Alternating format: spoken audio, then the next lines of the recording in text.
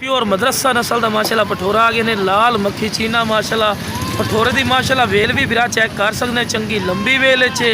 और माशाल्लाह कन्ना के लापर भी चेक कर सकते, चंगे लंबे कन और बिल्कुल तोता फेस, चंगी झालर चे। और दो वेखो बिल्कुल तीरड़ी कर सी खूबसूरत और नायाब तोहफा ही ने। और रेट भी बिल्कुल जायज़ और मकूल है, कोई ज़्यादा रेट नहीं।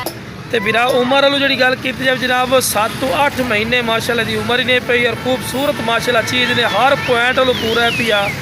तो जनाब यदि डिमांड करो जनाब यदि मैं 35,000 कर लवा, 40 कर लवा, बिरा फ़ायदा नहीं। जिस बिरा चाहिए जनाब सिर्फ 27,000 रुपया डिमांड करते पे।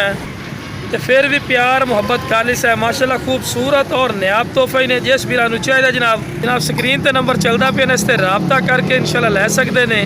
तो जनाब साड़ी लोकेशन है लुडन शहर ज़िला विहाड़ी, लुडन मेन अड्डे ते यूबीएल बैंक और PSO पंप के सामने। और जनाब 2023 की कुर्बानी वास्ते ज़बरदस्त चीज़ ने। अगर तुसी बकरियां वास्ते सा नहीं रखना बिरा तो फिर भी माशाल्लाह नंबर 1 क्वालिटी दे विच है। तो जनाब स्क्रीन पर दिते नंबर पर रबता करके इंशाल्लाह तुसी लै सकते हैं। और माशाल्लाह डबल हड्डी च ने, गोश्त का माशाल्लाह भरा पठोरा ही ने।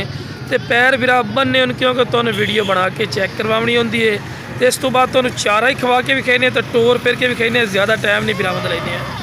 लो बिरा टोर फिर के विखा रहे हैं, कोई लंगड़ा लूला नहीं, सेहतमंद चीज़ ने। चारा ही नाल दे नाल खवा के विखा रहे हैं, सारी डिटेल देने भाइयों क्योंकि तुहानूं भी पता लग। लो जनाब माशाल्लाह सेहतमंद और माशाल्लाह एक्टिव ने और तंदुरुस्त माशाल्लाह।